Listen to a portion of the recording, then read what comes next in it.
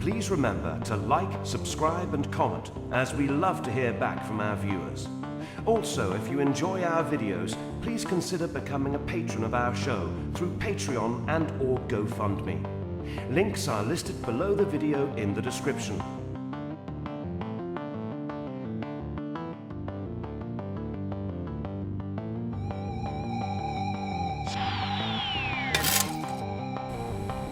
From the deepest, darkest recesses of Dangerous Nerds headquarters, Keith Moncrief and Gerry Kissell.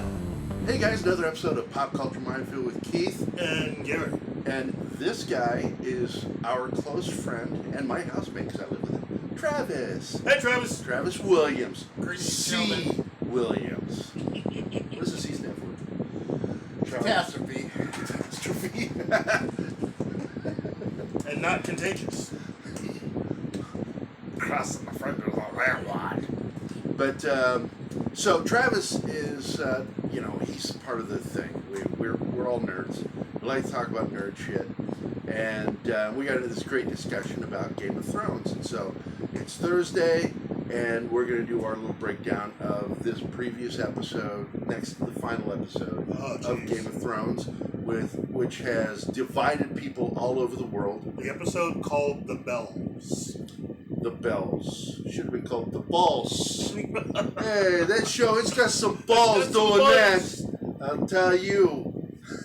So, and like I said, everybody's divided over the episode, and part of that is, you know, one, Travis even has said it, all of us had an agreement. The writing is terrible when it comes to the dialogue. Just bad. Yeah, it's terrible. There's no context. It's just like it leaves you like kind of an empty feeling. It's sort of what you would see in a first draft script rather than like a shooting script. You know, just I need to write a dialogue here. I'm just going to throw it in there, just generalized stuff. And it's like the scene where Jaime and Tyrion are saying bye to each other was just the most non-emotional scene for me. And it should have been powerful. You know, but anyway, so let's go into it. Let's talk about the elephant in the room. Daenerys going ape shit. She was already ape shit. Because, like he brought up earlier, the Bells were told. Yeah. And that was it. They'd surrendered. But her rage got the better of her. And it's something that you believe was always there. It's always there. Look. You know how, with a character like the Joker, it isn't so much that one day he just became this character because of the whole chemical drop. No, it was really something was always there. It was always there. The seed of that character. When you go back and you look at all seasons of the show, and this goes back to the episode where Dany and her brother. Oh, and the gold. Right. And when he has the gold poured on his head, she has no reaction to what's happening. I don't give a, you know, if she liked her brother, didn't like her brother, whatever. No real reaction. Nothing. When you hear her talk about going to King's Landing, it initially starts out to be, well, they were going to kill me. You know, they had to smuggle us out as children. So she's always been under threat. And so going back, it went from, you know, her brother saying, well, this is ours. And, you know, she's borrowed a lot of his language that he was using. And they snuck it into her dialogue to where even fans don't even realize she started, in many ways, talking like her brother. And that's the reason why she's always been off. Yeah, because the first I saw of that was when they took that one city and freed the people, and she crucified everybody. Yeah. And that was totally her brother. Yeah. Well, she began morphing literally, well, I shouldn't even say began. I think she's always had that proclivity to be like this. But because do you think it's genetic, or do you think that was that whole nature versus nurture thing where it was I think just it's a the way little she bit was of both. raised? I think it's a little bit of both. Because, like, you know that Jon Snow is part Targaryen. Yes. So he's not like that. Yes. He's, in fact, the antithesis of that. Well, you notice in many ways, and I hate to use this, in many ways, Jon Snow has that Harry Potter upbringing.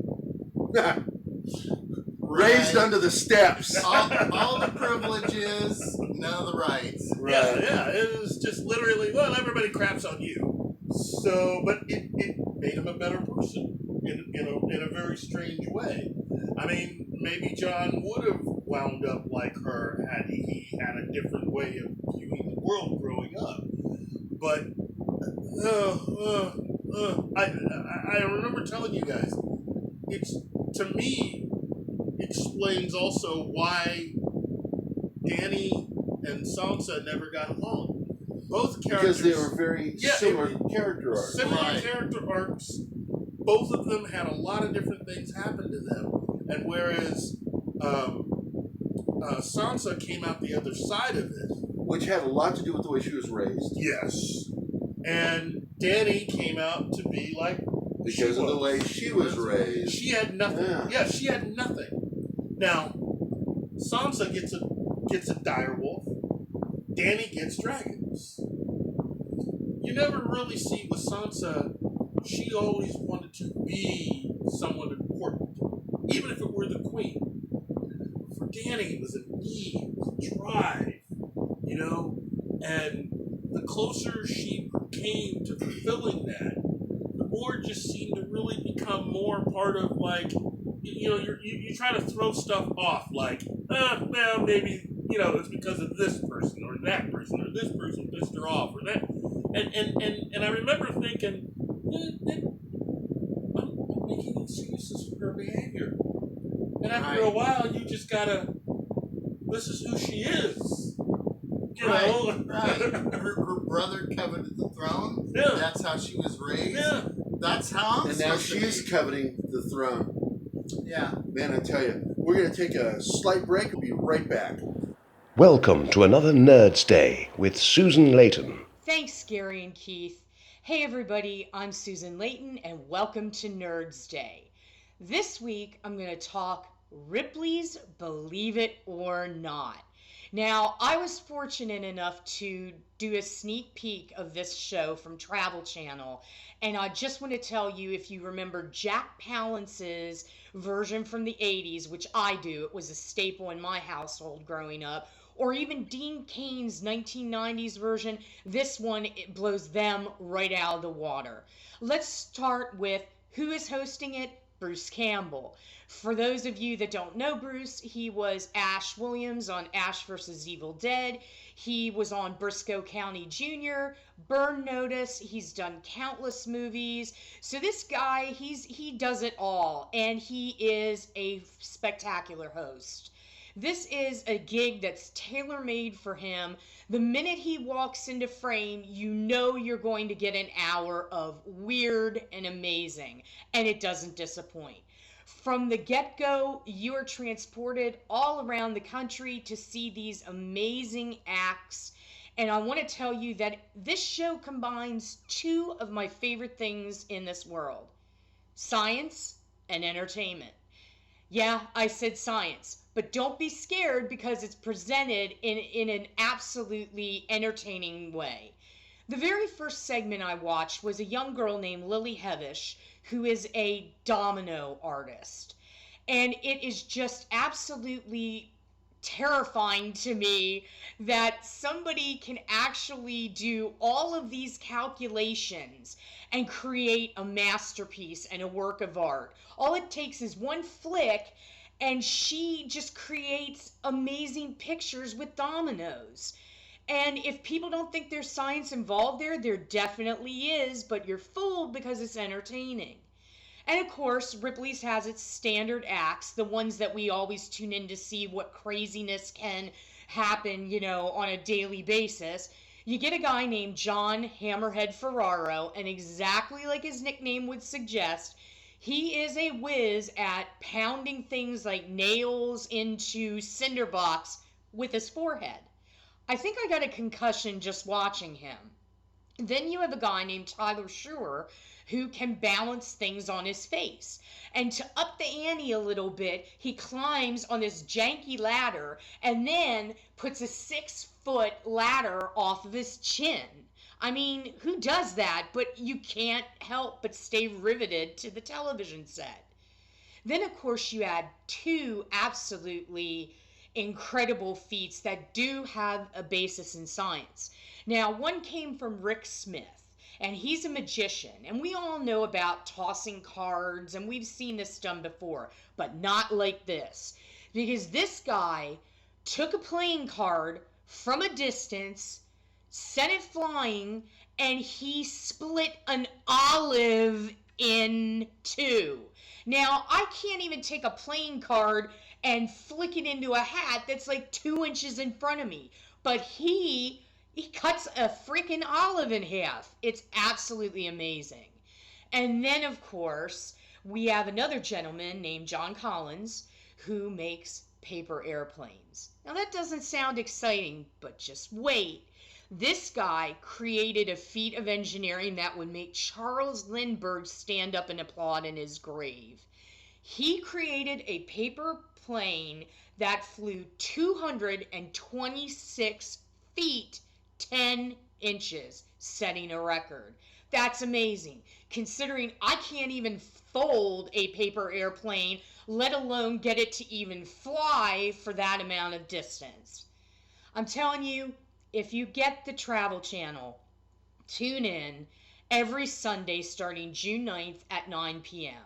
If you like the crazy, the weird, the odd, or the inspiring, or you just want to see what Bruce Campbell's up to, tune into the Travel Channel. We'll see you next week. Back to you, Gary and Keith.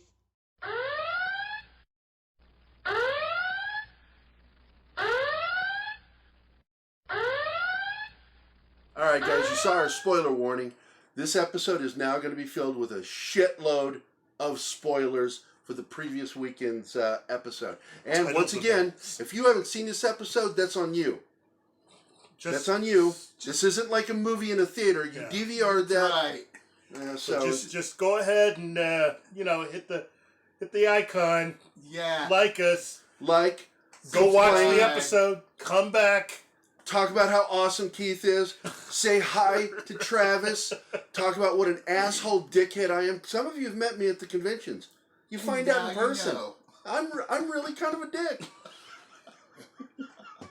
I say things.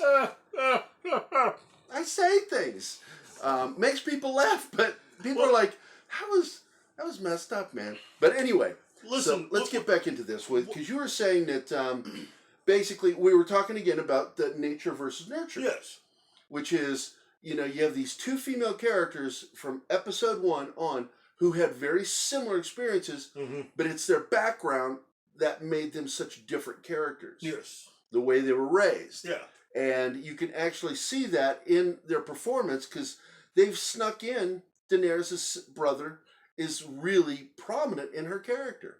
And though we've never got to know her dad, I'm assuming that too. Oh, jeez, he was a piece of work from what you learn and gather. Yeah. See, I never read the books. I have friends that have, and He was a psycho. It just got progressively worse. Well, he raped the sister. What's his name's sister? Ned's sister. I thought it was No, that wasn't. That was no. a false story. Yeah, that he supposedly had sex with Tyrion's mom. Right. Yeah, I knew about that. Well, then who had sex with Ned's sister? That would have been Dany's eldest brother. Okay. Now, they were in love, or was that not? Yeah, they were in love. Okay. And they were married. Yeah. That's right. That was what that episode Yeah, and showed. so he's not a bastard. Yeah. Huh. Yeah. Yeah. Yeah. So, Yeah. So, there we go. We're nerds.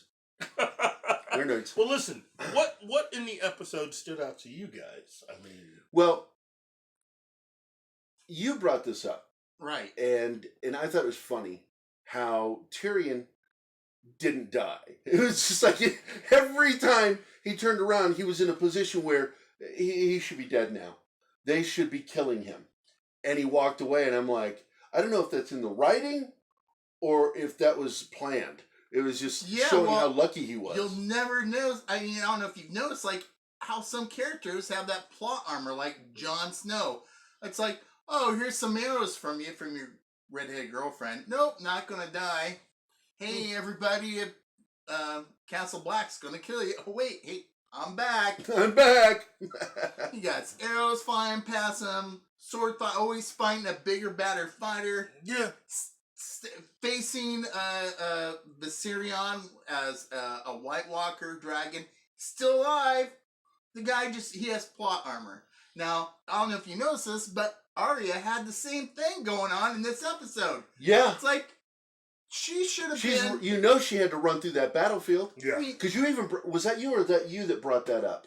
That you could hear Jon Snow yelling for her to, or someone to hurry. Yeah, in was that episode 5. Yeah. Episode 5, yeah. And it was like you can hear him yelling, hurry up, and wondering if that's who he's yelling at is for her to run through. And then in episode 6, you have Daenerys flying Drago all over the city, just sweeping back and forth, burning everyone down to the ground, knocking down buildings. There's Arya still alive, getting rubble. So she falls in the street, people stepping on her spine. Everybody around her is dying. She gets up. Well, that was part of the change of her character. You know, a lot of stuff about Arya is a little different than what we actually thought from the first time that we saw her up to this point. And even though the middle part of her journey was her becoming this badass assassin, the thing about her team up with the Hound was he tried to teach her that you can't plan life. You know, you have a list of people. You have people that have done you wrong. Well, get used to it. There are a lot of people in your life that are going to do you wrong. Right. You're not going to be able to get to everyone. That was kind of prophetic because obviously it's looking like she's not going. I mean, there's at least 2 people that she's not able to get now. Right. And what happened to her ruefulness at that point in time where she's traveled all the way down the Red Keep to kill him. Yeah. And now he's telling her, no, you don't want to be like me. And normally, Arya just say, hey, no. Yeah. I've come here to do something. And what ultimately, what changed part of her mind was, the Battle of Winterfell. Because up until that point, both Sansa and Arya had never seen a White Walker. Right. So there is in your mind this little thing where, Really, with that lighting on that episode, did they ever really see a White Walker? Just curious. Maybe a Johnny Walker.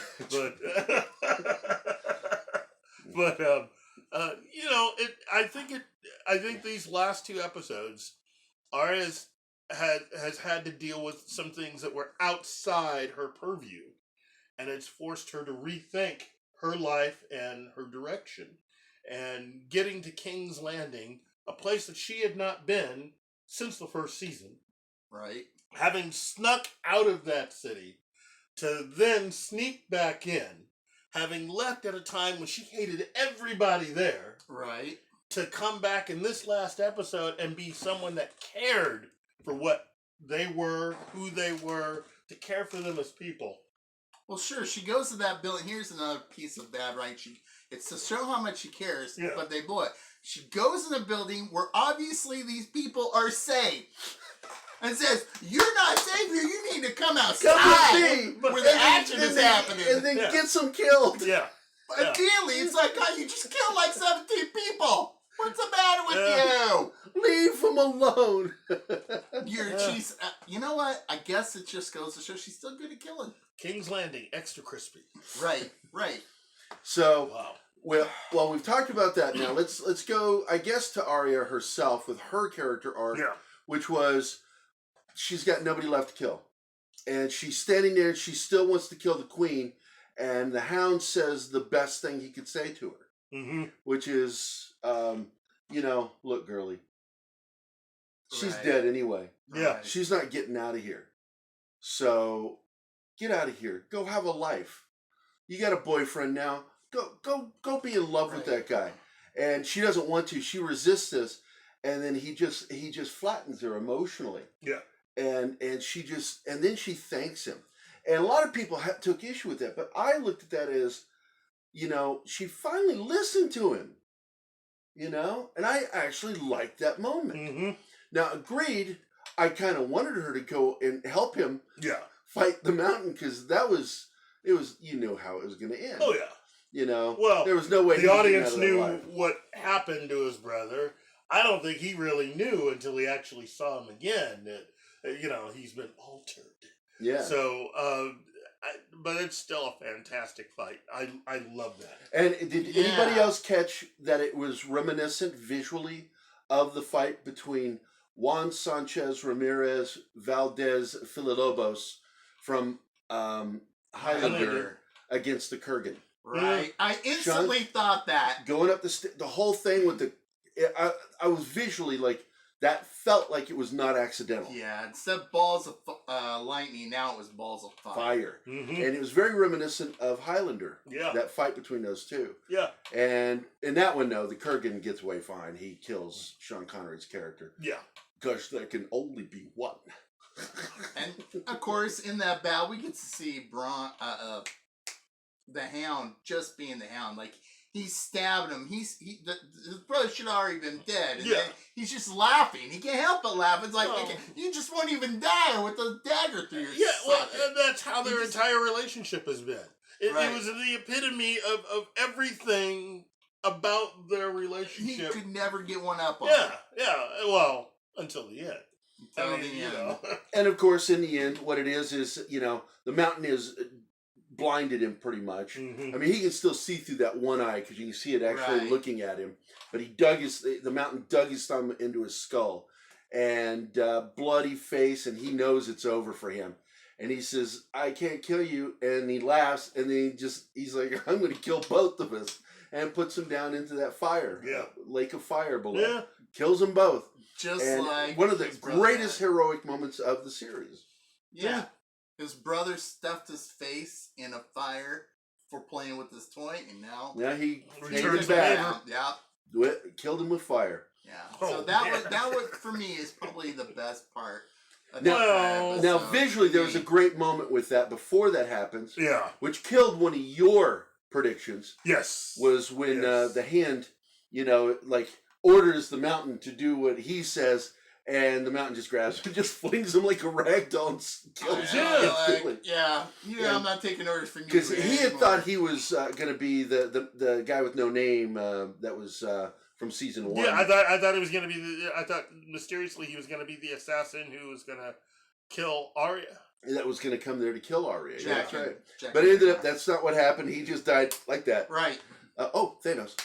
And that pretty much was really Dany's version of the snap. Yeah. She just turned out all of King's Landing. Oh yeah. But the Queen, it cracked me up when Cersei just sort of walks by the mountain and the Hound. Just like, I'm gonna go ahead and walk on by. It doesn't say a word, it just edges past them. You boys do your thing. Yeah. See you later. Of course, she's doomed. Yeah. She's going to die. And poor Jaime, I had problems with the story arc with him, or character arc with him, but I do see some of the comments that he was destined to go to her and die with her. Yeah. And you caught that little visual motif, which is that when they do die, whereas when we first meet them, they're in this tower. The final image you have in the first episode of the two of them together is in the tower, and they're high above everyone. And the final image that you have of them in this episode is below everyone. And they die down there, and probably never to be found. Yeah. Just part of the landscape now. Yeah. Buried with all of those dragon bones. And it could have been such a great scene, but there was no dialogue. It was just awful. I mean, I could write it, and it was just the skin falls to that thing. A writer, and it would have been good. I can imagine. And it's this. It was this shit that brought up my concern about when they don't have that dialogue from the books to work with. Yeah. And they start writing on their own. I am now concerned for their Star Wars trilogy. I mean, where I wasn't before. Now I am. Mm-hmm. I like the whole idea of a romantic ending, but I think I liked it better the first time I watched it at the end of Cloverfield when that couple died under rubble. He made it great. It's such a great reference that I should make a video where you see them like get crushed, and then like from the pile you hear the audio. I love you. I love you too. From the end of Cloverfield. You're right. Perfect. As we hear the Cloverfield monster in the background. Oh, and the bomb exploding.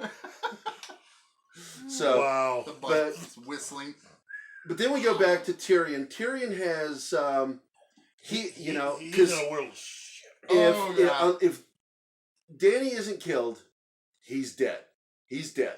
He knows he's dead. Oh yeah. He betrayed her trust by freeing Jaime and doing what he did. Bring me Jaime Lannister. What do you mean he's not here? What do you mean he's not here? Bring me the dwarf. That guy right there, he told me not to leave. He told me it's him.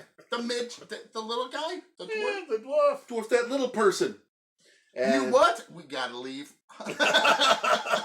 so, this leads to the thing that, one, he was lucky. He's always lucky. Yes. Tyrion is always lucky. I've considered him a very brave character. Yes. And because he's put himself at risk and wanted to put himself at risk, and they wouldn't let him, and they sent him into the catacombs. Yes. Right. Because that was safe with all the dead bodies that might get raised. We were all laughing about that earlier. It's like, wait a minute, the Night King raises the dead. Why is being in this tomb with all the dead safe? That's the dumbest thing I've ever heard. Well, why would you say that? Notice, anybody that actually saw him pull that trick before didn't go down into the catacombs. So, everybody that had never seen him We're going to stay up here and just face our fates. Yeah. I'll take some steel to the gut. Yeah. Thank you very much. I think he does have some plot armor going for him. He's very He positive. definitely does. Well, I think he's dead. But he's dead. If she is not killed, he is dead. Yeah. She's not going to forgive him for this. That's way past. She has officially let the Targaryen out. Yeah. In her system. Complete psycho mode. Yeah. And slaughters people unnecessarily just for the shits and Well, giggles it's like the of it. Charlies. That whole thing was just over the line. And I think at that point, Tyrion, looking at that situation, I think after that with the Tarleys, I think the rest of it was really just trying to justify staying with her. Because he tried to give Dany an out. He tried to help her become the ruler that he thought she could be. But And you don't think he's going to be the one who kills her? No. I think he is. But I like your idea. I don't think he's going to get close enough to her. She doesn't trust him now. Oh, she didn't trust him before this battle. Remember what she told him the last time she saw him. He gets one more shot. One more chance. Right. He blew it. So you think By being Jon Snow, that looking around, even though I thought that was completely ridiculous, like with all that fire and collapsing buildings, anybody would try to rape anybody or do some of the individual murdering that they were doing. It's like, no, you're trying to get in and out of there. Yeah. No soldier. And I thought that was insanity. Because once again, they don't have a military advisor for that show. Yeah. And they really do need one because they have the worst combat tactics I've ever seen. Well, it's almost And I've like even studied middle-age tactics, which is what they'd be using. yes. No one in the Middle Ages will fight the way they fight. But on top of that, you notice how they completely changed how they did things this episode compared to the previous episode. Right. Yeah. They did get better. They did use the dragon properly by coming straight at everyone. The ships. But Yes. then it didn't go straight at the mounted ones on the wall. Yeah. It came from the side, flanked them. And that made far more sense. Mm-hmm. But the straight on made sense because, and a lot of people are like, well, it didn't work when they did it. And I said, well, they weren't aware they had that on the boats. This time she came from the sun behind her. Well, here's my other thing. This is maybe some of you could probably correct me with this, but I could have sworn in a previous episode in a previous episode, not this season, but last season, that somebody had said something about what Cersei had been doing and the mounts that they had, that they were ready for the dragons. Well, she actually saw it when they went to confront Jaime and Bronn with the army, and then because Drogon has already been hit with one of those scorpions. Yeah. Spears. And by the way, we still have one unfinished bit of business, which is the mercenary friend. Bronn. Well, that's it. Haven't seen this because he warned him. Yeah. Said, make it happen. Tyrion is the last one. Yeah. That's on the list to be killed. Yeah, but now there's no one there to pay him. But there's no one to pay him. That's at right. all. And he told him, it's like he kind of wasn't betting on Cersei on that one. Of course, at that time they still had 2 dragons. Right. So I'm thinking he's just gonna sit this out. So I'm wondering if he's going to pop up, because I'm going to be pissed if we don't get a closure with that character. He's not going to pop up. He's not going to pop up. That's insane. I know it's insane, but he's not going to pop up. Because he was one of Tyrion's best friends. Yeah. He might be. They were drinking buddies, man. Whoring and drinking buddies. I will say this. If there is a way for Tyrion to survive this, it would be Bronn. Because he would save him in order to get paid. Right. That's a good point, because he's not going to get anything from Daenerys. That's right. If Daenerys she's not part of that deal. That's right. So I think him going down there would be him just trying to protect whatever interest and possibility of actually getting what's his ultimately. I think you're right there. Your thoughts? Yeah. He's not getting paid. Yeah, unless Tyrion survives. Tyrion survives. He's a sellsword. Because Lannisters always pay their debts. Right. I mean, what the hell is that? There are animals in our house. If it's the Night King, I don't know you guys. Right. It's so dark out there. Right. I don't want to go look. They're like, hey, let's mess with them and just bark randomly. Oh, yeah? Shut up. Go away. She's a sweetheart. She was coming to warn us. Right. I'm barking at things. Aren't you aware? Little dogs. Little tiny dogs. No one's home. So now we make our way in through, let's see, we've talked about Arya. We've talked about Jaime, Cersei, Daenerys, Tyrion. We pretty much, and the Hound. We've talked about Arya. We've talked about everybody, really. Yeah. Sansa is really the last one on the list, and we kind of talked about her because I think she's going to live, and there is a possibility, and you brought this up, that she could end up on the throne. Yeah.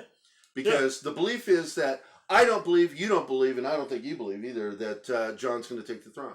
Well, I believe he'll take it. He'll just pass He'll hand it over. Yeah, he'll hand it over. Go home. And I think, and you agree, that it's going to be, what's his name? If he turns it over, it'll be to Gendry. Gendry. Because he is the true heir. If you remember, the Targaryens were dethroned. They were deposed. They were thrown out. So, really, what Dany was fighting for, the way her brother had talked about it, it's like, well, the throne is ours. No, he was wrong. They were deposed. Right. Throne's no longer theirs. It belongs to the Baratheons. Okay? Right. And so what did Dany do back at Winterfell? She basically recognized Gendry and made him a Baratheon. The moment the bells went off, the battle was over. Right. Dany had won, which means that as the queen, that's it. He is who he is. Something happens to Dany, if Jon gets the throne, he could easily turn it over to Gendry. Because he is a fully fledged Baratheon and not a bastard. Right. He gets the throne, which means Arya could serve and rule with him. And that's the other thing, is we do believe that Arya is done. Her mission, her life's mission is done. She can now go have a life, because when she left him, she believed she still had a mission that was probably going to be a suicide one, but it's over now. The Hound is right. Now she can go have a life. Yeah, you can't plan stuff out. Doesn't matter what you do. Life has its own set of plans for you. And her plans have changed. And especially when it came to trying to save people's lives, unsuccessfully, but she did. She ends up caring for people. She discovers that she has this capacity. To kill accidentally instead of on purpose. She's really good at accidental murder. Now, but guess who actually beat her on that front? Jaime Lannister. Jaime Lannister. Jon Snow in his own way, too. They're all good at accidental murder. If Jon Snow had actually done his job, then maybe a lot of those if he had banged Daenerys the night before, there would have been no... But they would have had somebody to rule left. Everything. She even told him that. She even warned him that this is on your head, too. Oh, jeez. Let it be fear, then. So after the bells ring... She burned all those citizens down the ground along with their all because of Jon Snow not still loving her. Is gone. Just because way to go, Jon Snow. Just because you wouldn't give her the freak nasty. Right. You dumbass. Double dumbass, as Captain Kirk would say. Right. So is there really any Does anybody I know you guys got that joke. I mean right? Is there? Yeah. Well, you know what? The vision that Bran had of the throne room, of fire, ashes. Yeah, it wasn't snow; it was ashes. Yeah. So, what are you thinking? Well, I'm thinking that either, since there are no real citizens in King's Landing anymore, and that place is that was what he saw. Yeah. Right. You could that makes sense. You could move everything north to Winterfell. What if they just abandoned Daenerys? That makes a lot of sense. That the ashes that Bran saw were the people of King's Landing. So take that, people who were complaining about prophecies, including me. Right. So they could just move everything to Winterfell. If that happens, then I could see Sansa ruling with Tyrion. That would be freaking cool, dude. Because that would really be cool. Remember, think about how Sansa talked about her life and what she wanted to do when you first met her. And Bronn becomes like the creepy brother. that like gets the ravens to sit in the window when they're banging. He's watching through the raven's eye. What was the name of the Tullys? Their city? Not Riverrun, it was oh man, Highgarden. Yeah. So Bronn would get Highgarden. Yeah. So I think it works out. I mean, Sansa ruling. What happened to what's her name? The sister that was rescued off the ship from her uncle. No, she died. Did she die? Yeah, they didn't. You didn't see it. They talked about it. Basically. They went back to what their home place was. The kingdom, right? Yeah, the uncle went back with the ships and just took out the rest because they didn't have that many ships. Oh, we needed to see that because that was an important character. I know, and I missed that in the dialogue. I'm like going. I kept waiting for her to pop up. They took out all the rest of that fleet because Cersei was. And I was so glad her brother finally died a hero. Yeah, well, right. Well, Bran convinced him. Well, look, he didn't want to tell him the real truth, which is, you gonna die, sucker. I think he kind of insinuated that. He says, no matter what, you're a brave man. Yeah, you're a good man. And he knew. That's the end of me. Already. Well, I guess I won't be anybody's rig today. Oh, God. And that was it. And I don't care what anybody says. Arya being the one instead of Jon Snow that comes out of the darkness through the air was one of the most badass moments in the series. I was like, holy shit, that was a great ironic twist to the episode because we expected that. That's real use of irony. Real use of irony. Not subverting expectation, as idiots call it. It's called irony. And that was an ironic twist that I liked. I think the ironic twist for Jon Snow will be will end up moving back to the north of the wall. I think you're right. I think you're right. He's more comfortable in the north. And that he might even take his, well, not brother, but cousin there. It's a great way of just watching over his cousin. Brad? And, yeah. Okay. The three-eyed raven. And that will be the I'm all rest for of his that. life. This episode was brought to you by XS root beer flavor. It's good stuff. Oh my God, I drank a whole box since Saturday. Free advertising, remember Free that, guys. advertising. This Send stuff. the check to you. My daughter got some of these to sell back in high school and took them to high school. She drank them all, and I'm like, baby, you just defeated the purpose of doing what you're doing. You suck at commerce. Good consumer though, my daughter. Hi Zoe, I love you. Hi, Zoe. Hello. And so anyway, we pretty much summed it up. Yeah. I guess let's get to the last minute news that we didn't do at the beginning of the episode, which is great big news coming. Mhm. Invader Zim.